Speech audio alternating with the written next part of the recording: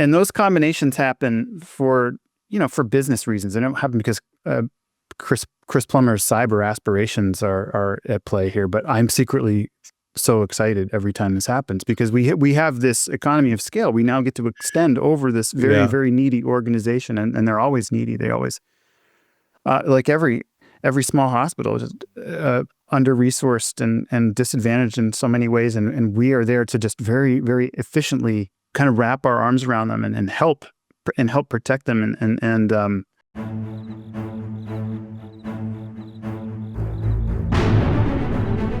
Welcome to the Risk Never Sleeps podcast, in which we learn about the people that are on the front lines protecting patient safety and delivering patient care.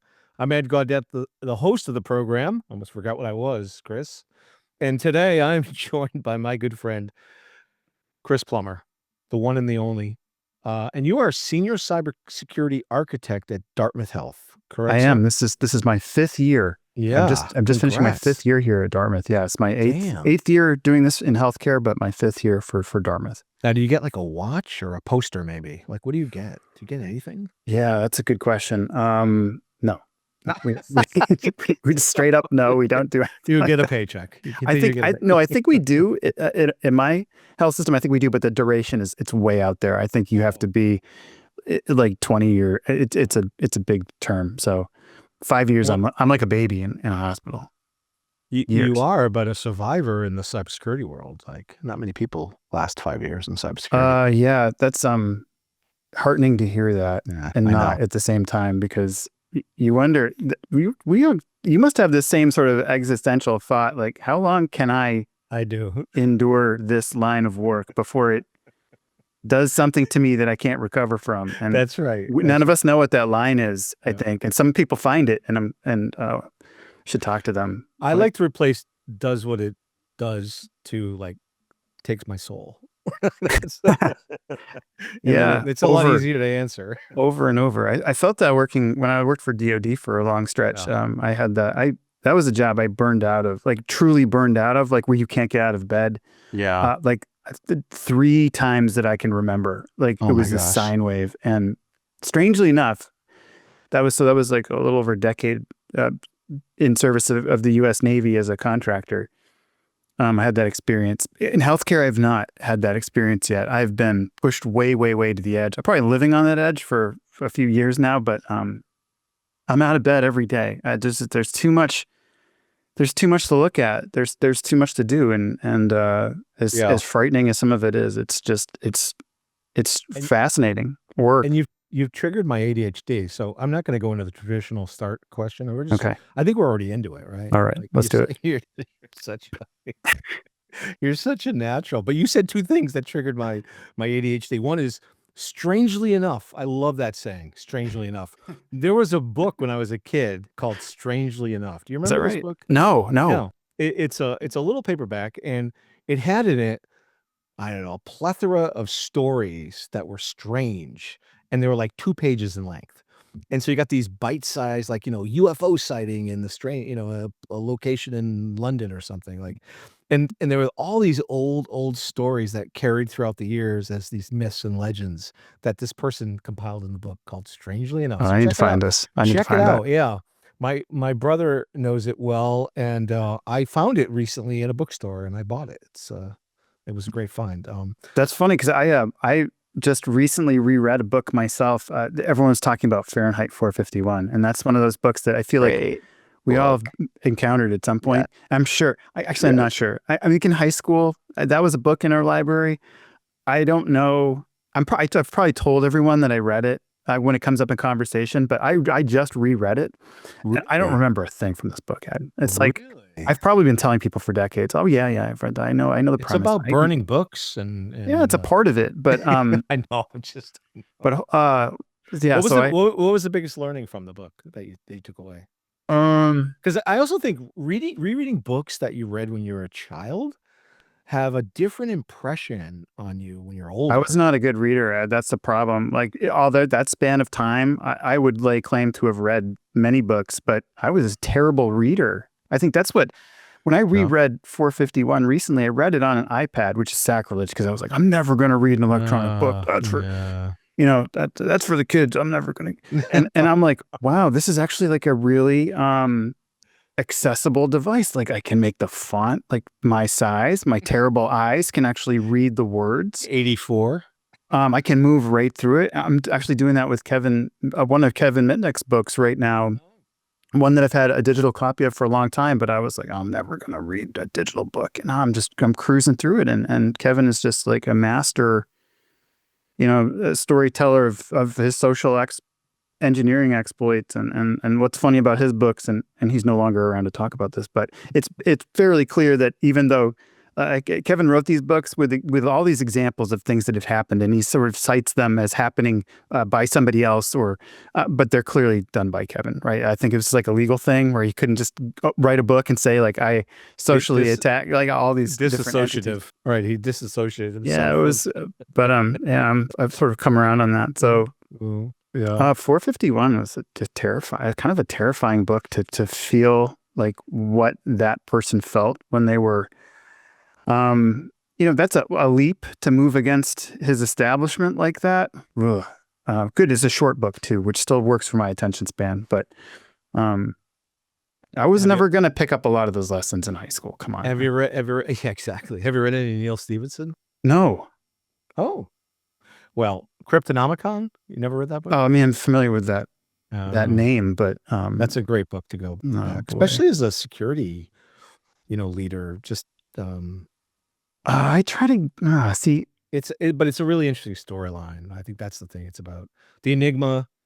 Okay. And a couple of others. Yeah. So it goes back in time, and it's three storylines kind of woven together with cybersecurity and cryptography as the core thread, if you will. I feel like if I'm going to have anything tangential to cyber, it's got to be like Beekeeper or like the 0 Day series that's just on Netflix, where it's like cyber's the backdrop, but it's really something else. Drama. It's really drama. Yeah, because I don't want to have to think too much about the technology part of it. But going back in time stuff, it reminds me of like Interstellar, which is I adore that movie. Great movie. Yeah. That I've watched that several times. I don't know why that's such a fascinating movie. Like the fact that there is just so much out there we can't imagine, and yet we could have the capability of interfacing with it. It's like The Martian. Did you see The Martian? Yeah, of course. That's an interesting story. What's interesting is how that became a movie too. That writer was who did he work for? Like HubSpot, I think, or he worked for a tech company. Okay. The author of that book, and I think I get this right. And he self-published on Amazon, and Penguin, was it Penguin or one of the other publishing houses? They troll the Amazon site for self-published books, and they found his book, and within days of him publishing it, they bought the rights and turned it into a movie. And the guy was literally made. That's how that works. Okay. He made multi-million-dollars overnight, and just a humble. Are you saying I have to like write this book I've threatened to write for like 20 years? Like there's a reason to do that? I think you should. Man. Okay. All right. Tell us about the book. What's the idea? No, it's just a biographical thing. Because I feel like I'm always telling pieces of this weird career story I have. Like I just did this last week at a career day here in town. I spoke to a group of kids here at high school. It's my second year doing this, and that's always fun. And I did a piece of this in Leslie Carhart's Pancakes Con last year. So I've had weird jobs, man. I just have had weird career experiences that I think don't happen anymore. Because I lived through the .com gold rush, but not as like a profiteer in it, like as a cog in the wheel of that thing. And as an observer. And I was there to mop up I was the last, I closed the door on the place that I worked because everyone was gone. Like it was like a surreal and uniquely depressing experience. Yeah. Yeah. I have the Petcom sock doll thing. Yes, I as well too. have that. I do, as a reminder of like how quickly it could all go away. It quickly can vanish. What were some weird experiences? Let's go there. No, that .com was crazy, man. We were trying to be the Spanish Amazon.com. That in the late 90s felt achievable. Now you would not dare. But at the time, we were like, Amazon is not a Spanish language experience, and we think we can bridge that gap. And so, a very, very small group of us. I was like I was the technology person. I was the fourth person to work for this company, and we were trying to just have this localized Spanish language experience that very much mimicked Amazon. So we really tried to build our own e-commerce website, selling books, selling merchandise, all Spanish language oriented, and Amazon just absolutely destroyed us. And so, of course, but I made a good run and had a lot of really, really smart people, trying to figure out how to replicate what Amazon had, and all happened. How far did you get it? How far did you take it? It was only in business for about 2 years, I think. And there was one of those surreal moments, like when I was closing up the office, which was down in Wakefield, Massachusetts. We had this moving company come in. They were taking out the last of the assets, and so our company had this exclusive deal. Of all the things we had this exclusive deal on these. I don't know if you remember the Barney the purple dinosaur. Yeah, of course. So we had this licensing deal to sell these Barney dolls, just like a plush. But when you squeezed it, it spoke Spanish. Oh, cool. And so imagine this: we couldn't sell them all. So these movers come in and they're taking all the equipment, all the servers out, all the workstations, boxes and boxes. I'm just standing there. There's nothing I can do. I'm about to throw the lights on our development office, which is like the last door to close in this whole place, and then I'm going to wheel it out of there. I'm never going to see it again. And I'm checking the closets. There's a closet just jam packed with these things. And I'm like, oh no. And poor guys. We had to stay there packing these Barney dolls away. Oh, hundreds upon hundreds of these things just jammed in a closet. And so, do you speak Spanish? Not a word. Oh, really? Oh, I was going to ask you, how do you say "I love you, you love me" in Spanish? Oh, I don't know. The doll's name was Barney Te Quiero, which I think means I love you, Barney. Oh, okay. I don't know. It's as far as it goes for me. It wasn't my job. My job was to, build, web server architecture. So web server architectures. And defend against things like the I love you virus and the Melissa virus. That was that. No pun intended. That time. Oh, brutal time. All right. Let's move on. What happened after that? Like, give me another weird situation that Chris Plummer faced in his life. Man, I mean, most of it predated that, really. If just getting out of school, getting out of college, without getting expelled was a big accomplishment for me, right? So I was expelled and then not. And you were. I was and not, because I defended myself. I should have been a lawyer. I are like, we have like a parallel track. I pulled a sink out of the wall one freshman year. Oh, you told me that last time. That's right. Not proud of that. In a moment of extreme drunkenness and tomfoolery. I don't drink anymore, so I can say that. And for you kids out there that want to try alcohol, don't do it. Don't do it. It only leads in sinks and disappointment. Right. That's right. But but I had a good run in school. It was a lot of fun. I think everyone should go through college. It's and I had no idea what I was going to be or do or anything. Everything I studied, I don't apply it now. It's kind of funny in a strange. Yeah, I started school as a psych major, and then 2 years into it, I was just playing basketball with this guy who was a psych grad student, and I'm like, this guy, I don't want to be like this guy at all.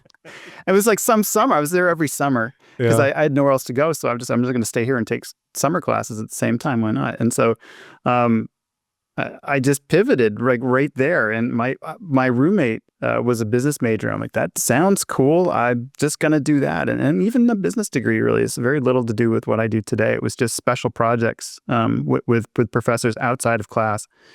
Boy, it's like a really expensive way to just make relationships, really, versus just getting an education. Because the education side of it, I can't say I use much at all, but I just met just super generous people who would let me work on special projects, and that's how I ended up, contributing to a textbook at that school and cool. learning web development, which got me that job at that Spanish speaking organization where I didn't speak a word of Spanish. And I mean, you got to bring something to the table, Ed, if you don't speak Spanish and you're working for a Spanish language company, right? So that's clear. That's clear. I don't know. So you were the web architect. I'm sure but they didn't. I'm sure they didn't speak web architecture no, either. So no, I did not. But yeah, no. Well, let's move on to today. Let's talk about something that someone asked me the question today about this. What do you think is going to happen with the rulemaking process now with HIPAA? wow. So we just saw a glimpse of this morning, right? If you were following along, which I was, I've never really watched proceedings on Capitol Hill quite like I did this morning.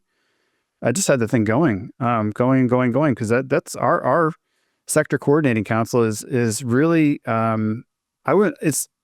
fighting for its life, but it's really justifying its existence, and it needs to exist. And I was so happy to hear some of the things I heard today. I just think there aren't enough people in this country who truly understand like what's happening behind the curtain, like almost literally behind the curtain in a hospital in some cases. But I don't know, the proposed modifications to HIPAA were previous administration, and so I think we all have to consider that it's flat out not on the table for consideration. And so this is where the sector is trying to put something out there, an olive branch, and just and I felt really encouraged about that today. And I'm generally not that naive, and I'm just super pessimistic about everything. That's just nature of doing this work. So, but I felt really good today. I felt like I hope folks were listening. I hope a message was sort of carried that we can't continue on the way we're doing what we do today, that almost 7,000 hospitals are sort of independently, protecting themselves. And even since I last talked to you, my system has combined with three more hospitals, which is amazing. I mean, these are not large hospitals, but one of them's like a fairly good size.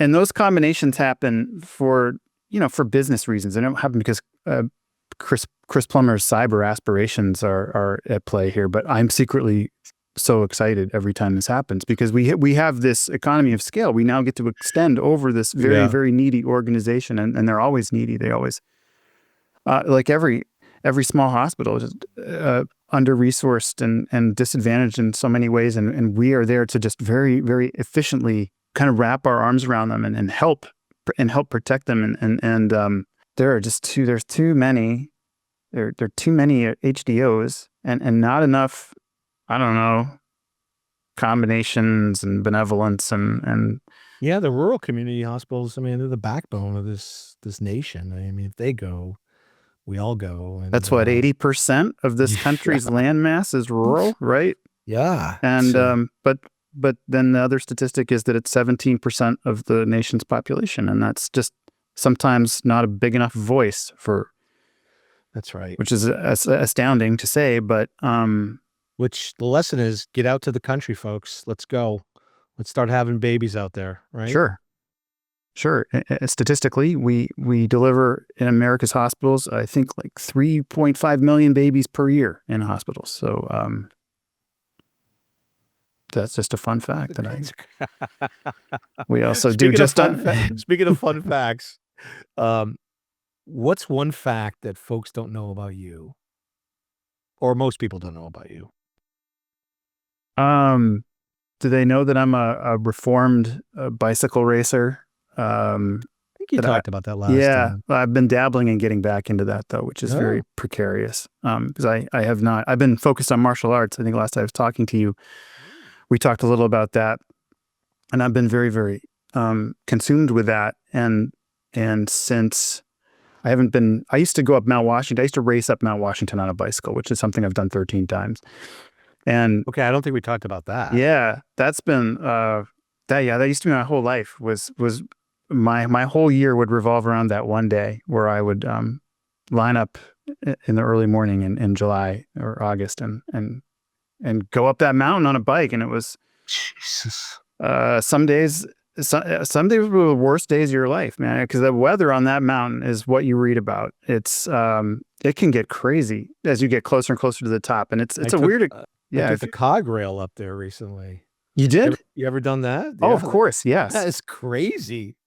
Like it was, I think it was the last run of the season we were up there, It's cleaner and now than it used to be, Ed, but it used to be powered by coal, which was you would that's get to right. the top and your clothes were just covered in Yeah, soot. that's right. Yeah. So Wow. it must be a nicer experience, but yeah, Oh it's hair well, raising. it's hair raid. It's a little scary. It's a little Yeah, scary. no Yeah, for question. sure. Everyone needs to do that though, Yeah. and everyone And it should was drive up the raining, auto. and I was like, I mean, I'm a big guy, and that wind was pushing me, and like from the moment I got off the car to into the the area there, the shelter, the museum area, I was already drenched. I was like a wet dog. It's incredible. You can spend the night up there in the winter. People have been stuck up there for days. Yeah, Yeah, it's it's deceiving when you go up the auto road because they're probably not unlike the train. You know, for a while you're like, okay, they look pretty mellow, and then all of a sudden things will change. They will deteriorate very quickly. And the problem when you're on a bike moving very, very slow, I mean, we're talking like 7 or 8 miles an hour. yeah. Like it's a long, it's a long way. I mean, you're doing that for me anyway. It's about an hour and a half of You just got quads of toiling. steel, Chris Plummer. I did for a while, but this is the thing. I stopped when got really, really serious about martial arts. I sort of like cut ties with cycling. And so, And then but this year I've experimented with trying to get back into it. And boy, when it's gone, it's gone, Ed. It's a oh, lot. don't I know it? I'll tell you something I haven't told anybody. So when I was in the military, I think you probably knew that. I think I talked about that. And I used to overachieve in my physical tests. We had to do push-ups, sit-ups, and run 2 miles. And I always was like the top of the push-ups, I the appreciate sit-ups. this greatly, by the way. Cool, cool. So, I mean, I could do like hundreds, 100 push-ups, 140, 160 sit-ups It's in two outstanding. minutes, and I could run. I mean, the best run I ever did was, I mean, it was like 10 minutes, 41 seconds, 2 miles. That's outstanding. No, I know. After doing, I was first too. I led the back of other candidates, and after doing the push-ups and sit-ups too. So this isn't like you ran then do push-ups and sit-ups. You basically run afterwards. And the person second behind me at that time threw up by the river where the Charles, just to put a fine point on it. But that's not the point. The point is, like, I would for years win money because people never thought I could do more than 5 push-ups, if that. So I'd be pumping out 40, 50, 60 push-ups up until I was probably 50. I'm now 60. I'll be 60 this year. This is incredible. So I stopped doing push-ups, and I've completely, like you said, deteriorated like at a rapid accelerated rate. Not good, right? The half-life of some magical element just reduced to dust. Today, I dropped down, Chris, and I did 3 push-ups. So I'm gonna be back. I'm gonna try to get back to that. I saw something last night that said, for my age, I should be able to do 10 to 20 push-ups. So that's my goal. And then I'll see if I can overachieve that. But You anyway, need the 100 push-ups protocol. And dude, I man, go through this I every know. year a couple times. And you start from nothing, and it's like 6 weeks. You build up to this impossible number. It's Yes. awesome. I've done it. My daughter's done it. Yeah. You can just find this. It's a little sheet of paper you can find online, and it takes you through week by week. And you just Yeah, I've seen it. progressively build up. Oh, it's awesome, really. I've seen it. Well, two things to consider, right?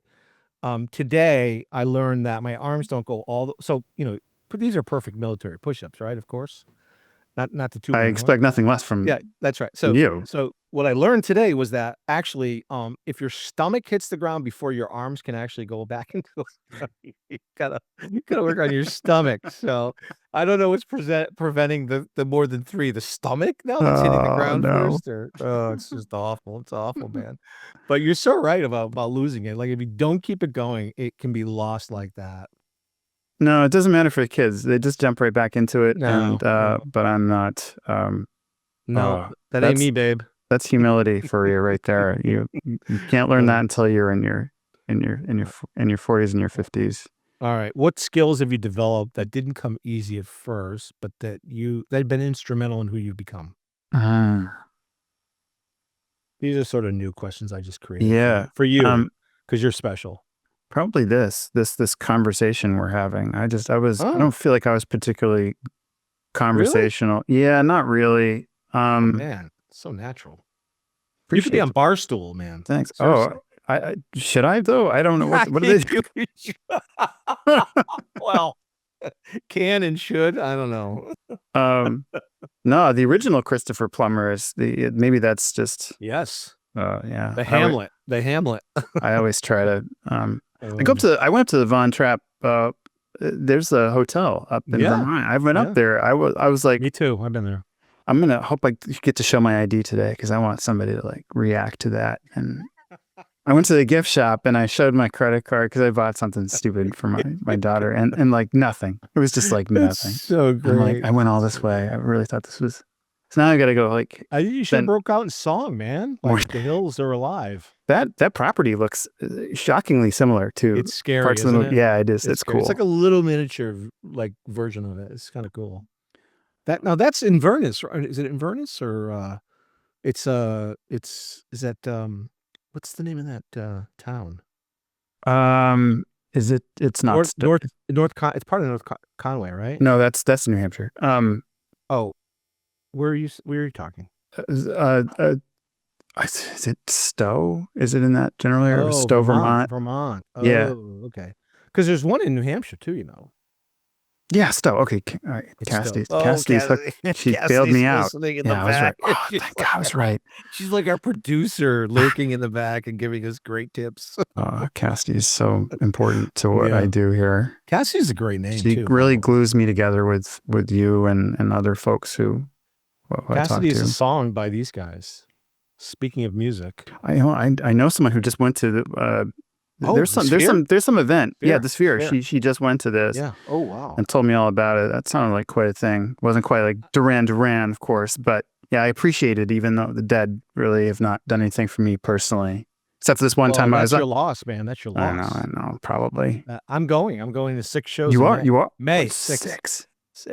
2 weekends back. That sounds like me and my like affinity for New York now because I go to a lot of Broadway shows. Do you?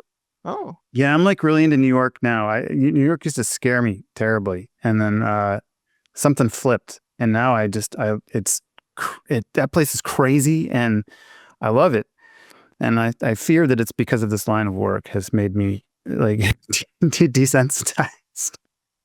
Like, well, that's another interesting fact about you we didn't know. You like Broadway plays. Yeah, I could see you breaking out into a musical in the shower. Oh, do you do that?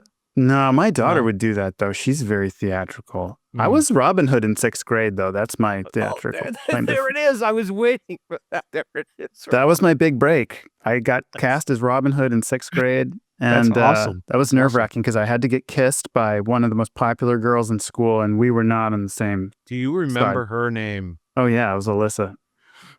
Alyssa Farrell. Hi, Alyssa. Sorry, I'm so sorry you had to go through that. It was just total opposite sides of the social spectrum coming together on stage. Fantastic. Yeah. There's a scene in Robin Hood too where you have to they shoot arrows. I don't know. I haven't seen the movie really. I saw the cartoon, but there was this scene anyway where he splits an arrow. I think he shoots an arrow. Yeah, right. He splits an arrow. So there was this. We shot real arrows. You gave a 6th grader a bow and arrow. Yes, we really did this, and we put this target off stage, and no one could see what we were shooting into. But if we had modern video, Ed, and we would see this perfectly. I had the grainiest like Zapruder VHS copy of this show, and no one knows what happened. But yeah, that was that's as close as I'm going to get to production. My kid might though. She's well, let's talk about Duran Duran. Dude, that was coolest. Come on. Reflex. Can you even? I mean, because you're going to be in Vegas and you're going to be able to listen to music made by these people who it's like improbable that you're even there to experience it. I know it's not everybody, but you do get John Mayer too. Is that not? John right? Mayer. That's right. And he's amazing. So talented. He's so good. He's so good. Yeah. I will tell you, if you love music, find an excuse to get out to the Sphere and experience it. It's like nothing you've ever experienced. It's incredible. All right. I'm sold now. Incredible. Come to the Den with me. Duran Duran came to Manchester, which is not the Sphere at all. Manchester, New Hampshire. No, it is not.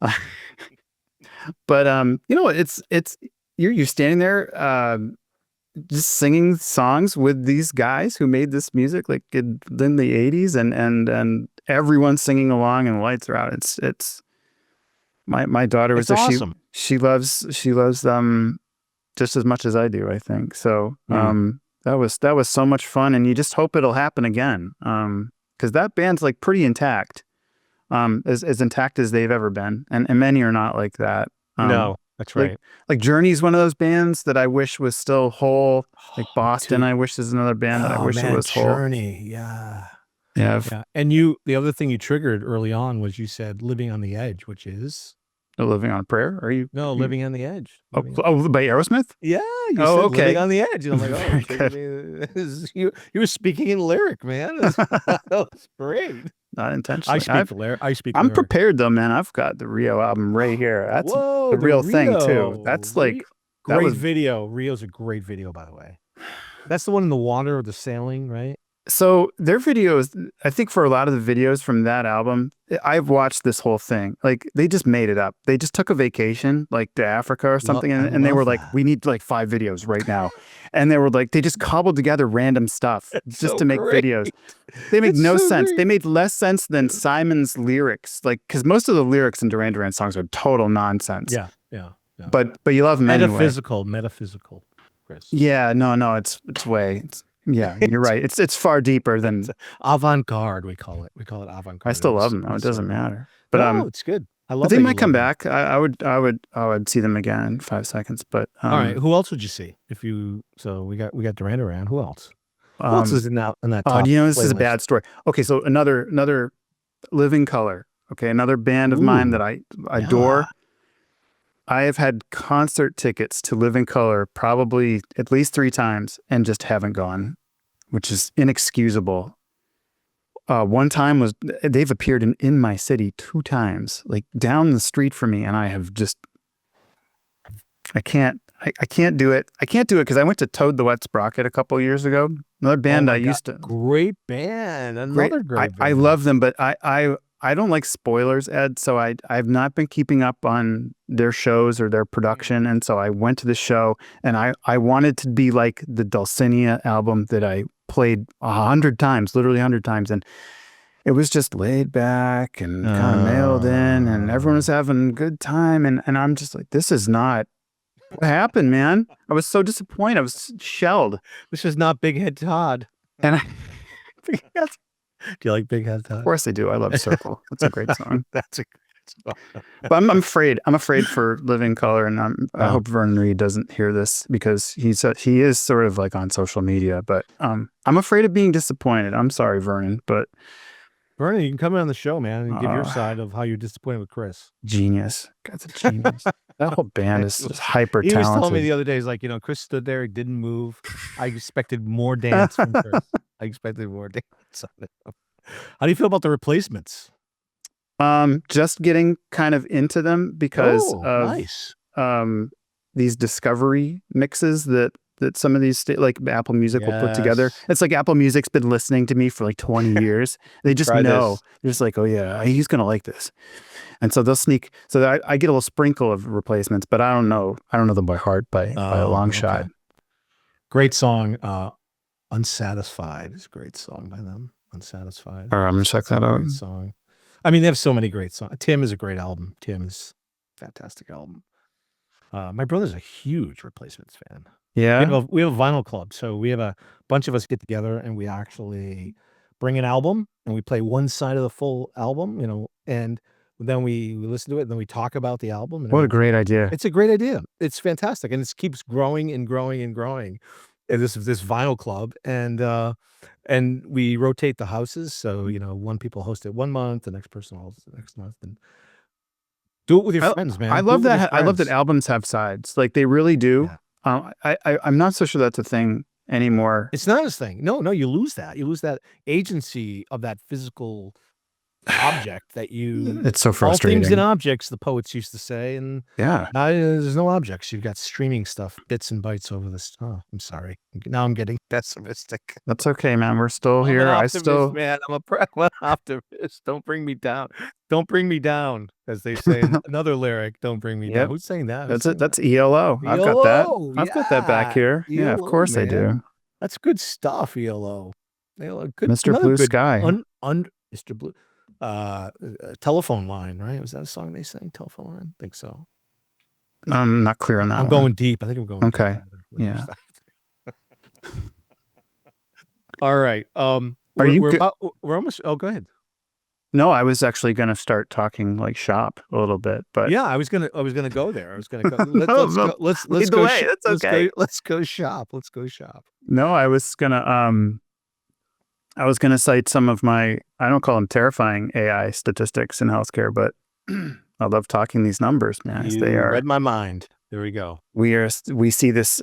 This just was a conversation in the H-ISAC today. This happens all the time in H-ISAC. People are saying things like, how do I monitor what people are putting into generative AI web applications? Like, how do I get my arms around that? And my answer is very succinct, Ed, because I have the means to do this. Like, I have the means to inspect that traffic and know the contents of what people are trying to do, and I can intercept the things that I think are going to harm us. So the regulatory stuff, which is obvious, like PHI, but we also have the means to get in the middle of things that are more like intellectual property. Things that contain brand identity, for example. I mean, these are things you don't want in an LLM. Yeah. You just don't know how they're going to be used, and end users don't understand how they're going to be used either. And so how are you doing that? So I mean, we have a web gateway product that I don't think is pervasive. I mean, that's just not a capability. You have to be able to inspect traffic to do that. And you got to crack it. You got to crack the SSL, right? It's not terribly hard to do, but it's expensive. And that was the thing the comment I was reacting to in the H-ISAC was like, it was something like, it must be nice to, to have resources. And yeah, it is incredibly fortunate that we have the resources. And that's what we in the sector council are consistently lobbying, especially in this AI working group that you and I are both a part of. We are trying to break through this resource gap, this have-nots situation, because it's just, there's too much at stake, especially with this exponential growth of AI, which sounds like a AI generated soundbite just saying that, but I have numbers to back this up. I mean, a year ago, so I think a year and a half, I'm almost 2 years into this project that I have where I've been evaluating this traffic. And I think at the time I started, the number of generative AI web apps was, 20, 30, 40 or something. Yeah. So a year ago, that had blossomed to like about 120 something as of like a couple of days ago. Ed, that number is almost 400. Oh, easily. That's just the collective web applications. That's not like discrete websites. I mean, an application might be 3 websites. It might be 10. It might be, so you're talking just like there could be thousands of web destinations, and you cannot just know about those yourself. I mean, you have to pay for a product that's curating these definitions of what AI is. And so something like ChatGPT, for example, which like a year ago, to today, I think I've over doubled the number of users who are trying to interact with that. And they are. As an academic medical center, we have to put these tools in the hands of everyone. That's why we're here. That's our unique mission, right? Is to encourage research and creativity and become, sort of the spark that changes the face of healthcare in some way. I don't know but I know my draconian security controls are not going to help in that. So we thoughtfully put these rules in place to sort of protect ourselves, but allow that access at the same time. But most HDOs just have to turn it off. If you don't have this capability. That's what most do today, or just blocking it. That's terribly frustrating. I mean, there's a lot of people working around it. You know that. People working around it. Yeah, I'd rather ways to work around it. I'd rather not know. I'm sure you're right. But you see, there's a lot of practical use of it. I mean, I see it. It's not as dire, I think, as people think. I think like the PHI rule that we applied to Gen AI, it rarely hit. It rarely hit a year ago. Just auditing that in the last like 30 days, 0 times. Like it's not. There isn't this scourge of like clinicians who are just like pumping patient data into Yeah. ChatGPT, like trying to Yeah. cure people. It's just not how it's used in healthcare. No, They're not just trying yet. to clean up correspondence and by and large, and I just don't think they quite understand the implications of that. And Yeah. it's not like the tools themselves really they don't really help the end user understand their responsibility and what they're submitting. I mean, No, not at all. they do in a very opaque way, but we have to have it, and we have to have. I've the phishing email I've seen this year, Ed, it is just It's scary. it is so clearly AI Oh, augmented scary. at this point. Like probably a year ago, we'd have to say, "Man, we're not sure." It probably is a factor, but there's no question now, and we're going to lose that speed. I mean, the speed is everything. It's a race, and um, so the moral for HDOs is that because you can't afford AI augmentation yourself, like your partners probably can. Like you're probably paying a check to somebody, I don't know if it's MSSP or it's your EDR or somebody, but they're dabbling in that space too. Like they've got the resources. You need to push them. You need to use every facet of what they have. Because I think every one of my major technology partners is using AI in some way. I've got to figure out how to leverage it and have it make sense and make sure that we can provide the feedback into that. I mean, I've been using ChatGPT for probably 2 years, I think, when Me I too. first opened Yeah. mine. And Yeah. I think, if you're not supplying it with good feedback, it's just terminally stupid. That's right. And so Prompts matter. it really, what? There's that whole phrase, prompt engineering, right? I think maybe like 2 years ago, I looked at that and I was like, that just sounds like some charlatan talk, like people are just trying to invent these careers around AI. No, that's Linguists, those damn linguists trying to that's incredibly create value. incredibly real. I mean, I was doing even like trying to help it figure out a budget, for example, just like my personal budget. But you're not surprised though, are you? I mean, you ever have someone that has used Google to try to find something and can't find it, and then you go in and you go, "Oh, well, here it is." That's a great analog, that's a prompt actually. V1, right? That's a prompt V1. I see it all the time with people. I'm like, "There's Google. You just have to know how to ask it the right question. If you ask it the right question, That's like the 101 of prompt engineering right there. yeah, You got to ground zero. I think you just made a linguist ground zero right here. credit course. Like we're creating it right here. Yeah. CMEs. No, someone's clearly been here already and done this, and they've probably used AI to build the course. How do I know you're not AI generated? This is feedback that I give to all my partners. I said, if you're going to use AI augmentation in any of your solutions, you've got to make it clear to me that the output is coming from AI and not a human, because I need to know that for my own humanity. I need to know like how to direct the feedback. Like, is my feedback going to a machine or is it to a person? Because those have very different limitations. You can't publish a reputable article in a reputable magazine and not disclose that you used AI. Like you have to disclose it. It's a Wild West right now. I can't believe that I would even have to say that. I would have thought that my suppliers would be very proud, to say like, well, this is AI, right? No, that it's kind of shady now. It's kind of like, oh, don't look over here. It's just a really thorough, long-winded response that a person like probably you said, yeah, you like we talked about phishing. You can see it's AI generated usually, right? Like it's got the standard phrasing. It's like, well, that's an AI generated response. Real security analysts are exhausted. They don't have the time to be this thorough. I know. Exactly. Yeah. That's a good point. I heard a really scary story the other day that there's a group of individuals that are banding together like the ransomware organized criminals, right? And they are applying for jobs. And as part of the application, they're using deepfake technology.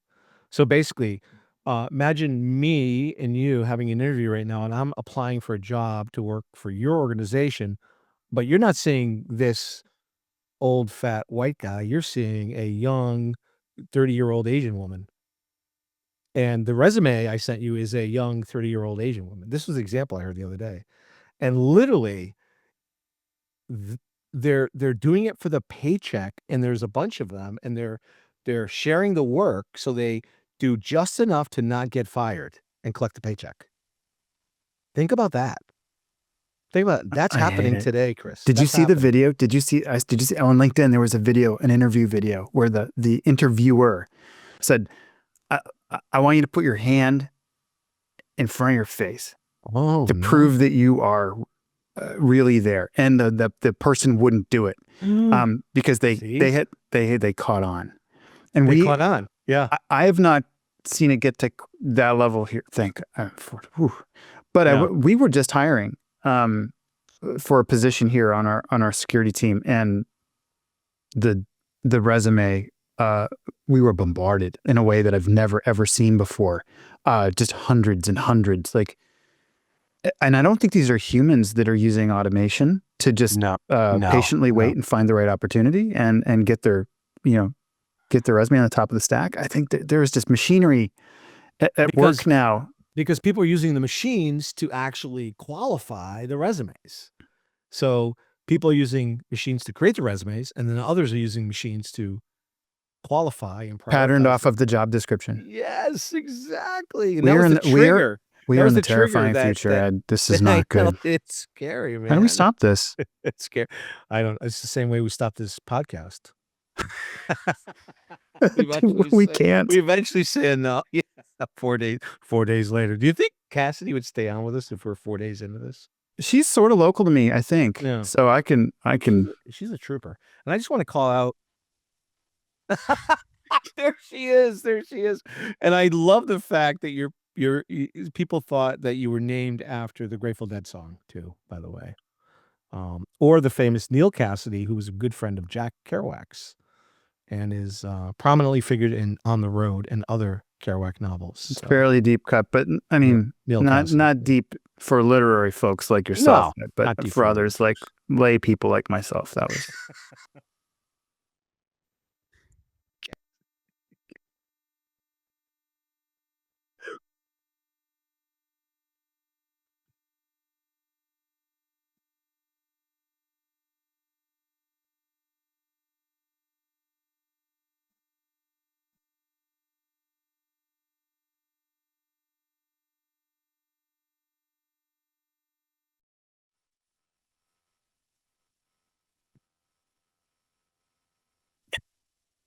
Very nice. Look at that. And that's the rest of the story, as they say.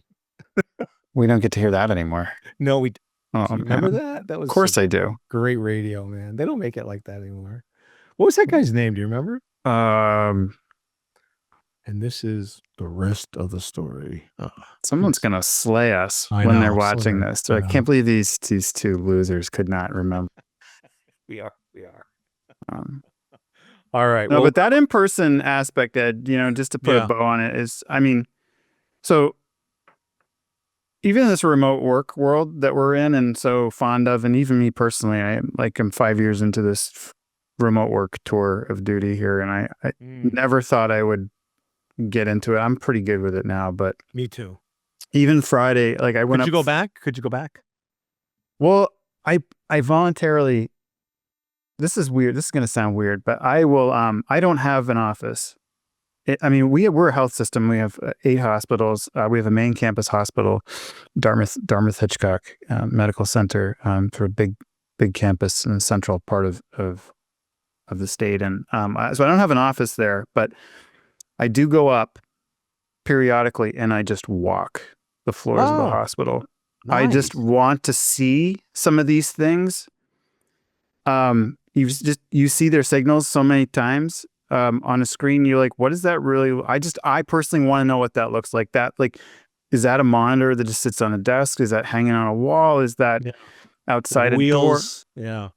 I just am curious about what some of this stuff looks like sometimes. And then I also I find that kind of grounding too. Like, so we opened this adolescent mental health unit on Friday. I just really wanted to go up and see that. I wanted to see, because that's just like a very, very near and dear effort for me personally. But I think it's like just everyone is very aware that adolescent mental health is just such a weak link in healthcare. And agree.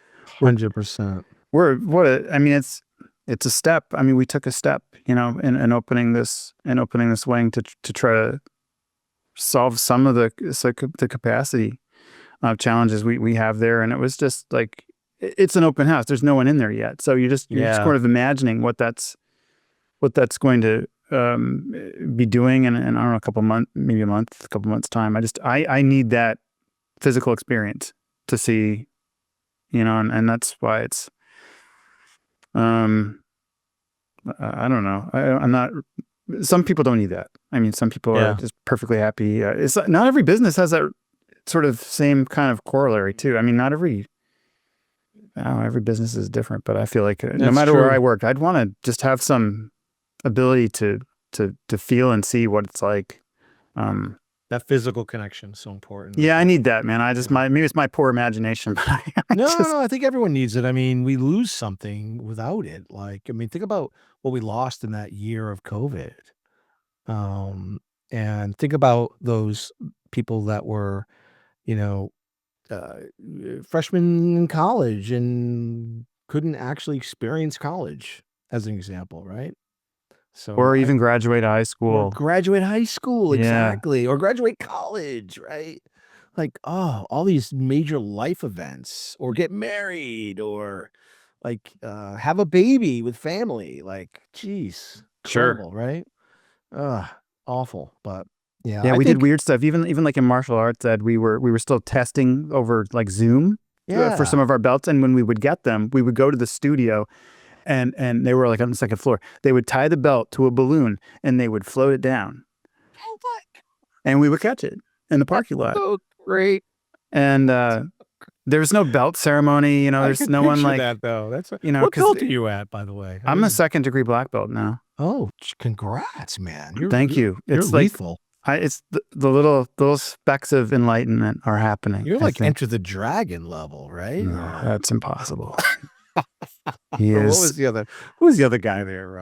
What was the French guy that was really good? Bloodsport. Jean-Claude Van Damme. Yes. Not French, I don't think. But what do you mean, Jean-Claude is not French? Yeah, isn't he a different nationality? He's not necessarily French. What is he? I don't know. Like South African or? No, not at all. But you might be right. But Belgian, maybe. Cassidy, you could be doing homework in the background before you jumped in. I mean, you do have access to Google. No, I was hoping you would do it. Van Damme is Dutch. You might be right. Cassidy for the win. Oh, man. Indispensable. Chris, she just embarrassed you, man. She took you down. No, I'm not embarrassed that she's on my side at all. Just kidding. Just kidding. We're going to cut that piece out, I think. That'll be on the outtakes thing that I see Marcus setting up. Yeah, there you go. All right. Last thoughts to anyone that's breaking into healthcare or cybersecurity. You're always good at this, so I figured I'd go to you. That's the last question. Okay, so I'm thinking about the things that I was mentioning at this career day presentation last week. It's just, I think, let me see if I can remember the 3 things that I told them they needed. And none of these were skills or certifications or technologies and Awesome. or degrees or anything. It was curiosity. Okay, I got it. Curiosity, like wanting to understand why something is. Mm-hmm.